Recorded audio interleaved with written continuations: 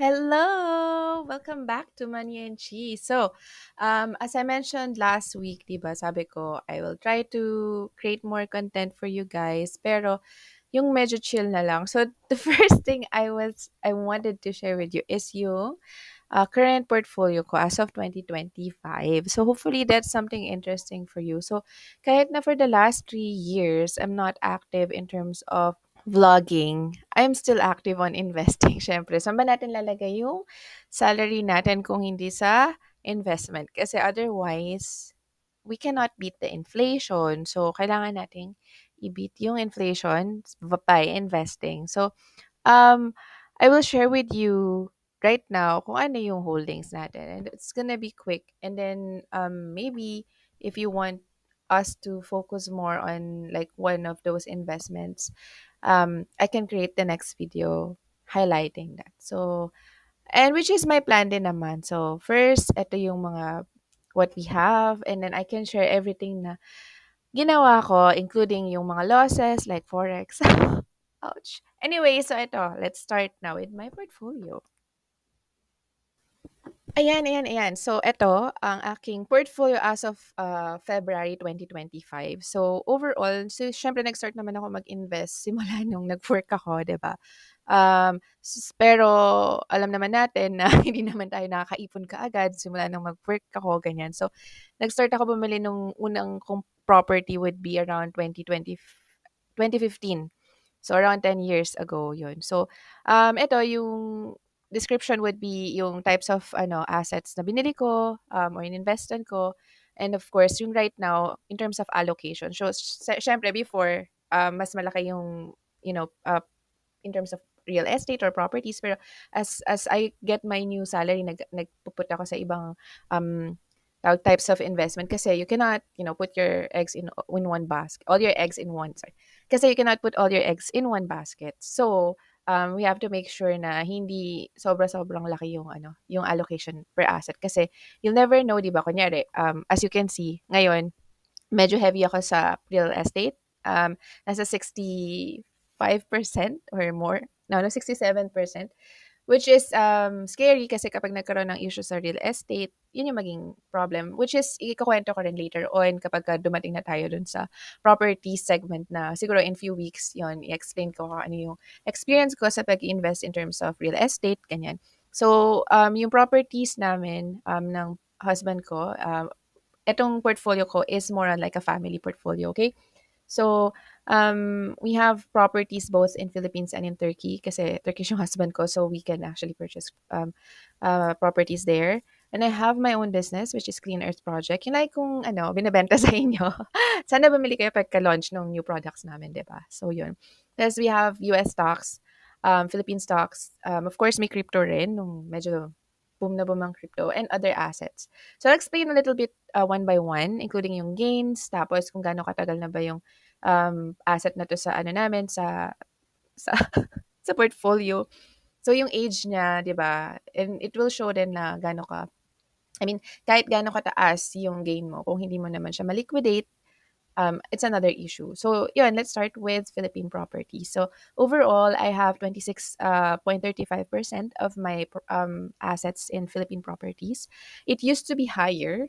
Pero yun nga, I realized na, putting investment in Philippine property is mali.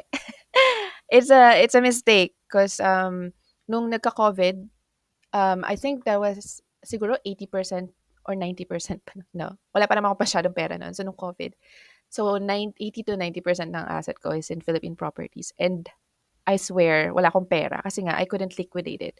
Until now, even though I try to sell my properties in Philippines, I don't think na mababenta ko siya unless I try to sell it at a loss or lower than what I gained for. So, right now, I have 65.88% gain. Yung isang property since 10 years ago ko na siya na-invest. Actually, ang laki ng gain na sa 250% gain. And then yung property na binili ko sa Pasig, condo, siguro nasa 20%. Pero both of them, unsellable. So, yun, tenga lang siya doon. So, hopefully, mapakinabangan at some point. Second would be Turkey properties. So, here you can see nasa 40.81% yung allocation. It's because mas mabilis yung turnaround sa Turkey properties namin. So, as you can see, nag-start kami 2 years ago. Turning 3 years na this year. Pero, bumili kami ng 2 units nun. So, yung isa, nabenta na. And pinambili namin. Nagdagdag lang kami ng konti. Nakabili kami ng isa pa. So, around 3 properties we have in Turkey. So, tas nakaka 33% na yung gain. And we think like yung trend niya right now in terms of property gain would last for maybe next mga siguro we can still take 3 to 5 years, ganyan. And then we have to stop at some point kasi, ayun, darating naman tayo sa point na hindi siya mabebenta, di ba? So, we have to make sure that we find the timing na sellable pa siya tapos we close yung properties. And we look for other um, assets like maybe siguro bonds or whatever. Pero right now, it's there at Turkey properties. We might add a little bit more later, but we'll see. So with my business in Clean Earth project, it's around 9.27% ng assets. It's 1 to 5 years. I'm saying that kasi actually, when I started the business in 2019, nag-gain na talaga siya. Pero we reinvested that on getting new products na parating na and we'll try to sell. So hopefully that will increase in the next 2 years. Yeah, I'm expecting a really high gain from that kasi we're really putting our best to make the tawag dito, the product and the marketing really good. So hopefully I can launch it here as well. I can share with you those products that we have. Yeah, so that's the business cleaner project. And then I have US stocks. As you know, people here in this channel na matagal na, you know naman I've been, investing in US stocks since nung COVID. Remember nung magkakasama tayo. Tapos I tried my best to become yung sa eToro na anong tawag doon? Yung copy investors.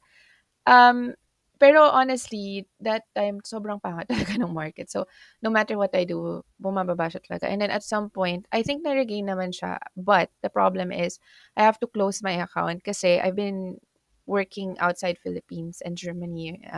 So I moved to Fiji and then now I'm in Indonesia. So, parang nagtataka si Itoro, bakit palipat-lipat ka? Wala ka sa Philippines. And yung account ko, I think, is based in Philippines. So, they have to close my account. So that's gone. I was able to get back um my amount, my investment, pero at a loss. Siguro nasa 10% loss, ganyan. And then recently, I came back and reinvested US stocks sa IBKR, and I can explain that maybe next episodes or next vlogs, right? And then next would be crypto. We have like 4.53%. And yun naman yung kasagsagan ng crypto nung 4 years ago. So, dami namin nilagay sa ADA. And you know what happened to ADA. So, ayan, actually nag-gain back naman siya. Siguro last year mas negative to. Pero because, yun nga, nanalo naman si Trump, bumalik siya ng konti. So, 35 na lang yung loss. 35% na lang yung loss namin. Pero, hopefully, yun, bumalik siya by this November or something. Then other assets, ito naman yung mga pinagbibili ko, pinagsha-shopping ko, yung mga Chanel bags, mga jewelries, ganyan. So, hindi ko na siya nilagyan ng percentage kasi, I mean, at some point, magpa-parity naman siya and wala naman akong balak ibenta siya. So, ayun na nga. Sana nakatulong yung makita niyo yung allocations ng portfolio ko.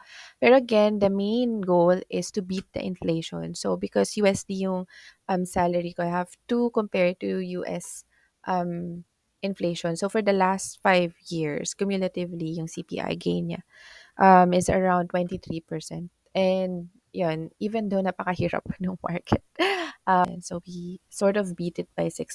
Although it looks small, pero, iba na yung lifestyle ko ngayon. I have, full-time job, I'm a mom, I'm starting a business. So, I have to make sure that, I still achieve yung goal, which is asset preservation, value preservation, lowest effort. Kasi I don't have time to really look isa-isa. Unlike before, 'di ba, nakakapag live stream pa tayo, we can check one by one yung stocks, yung fundamental indicators and also the technical indicators. Pero I don't have that luxury anymore. So I have to be smart on how I choose the investments and yung syempre yung least effort. But anyways, hopefully that works, that helps you.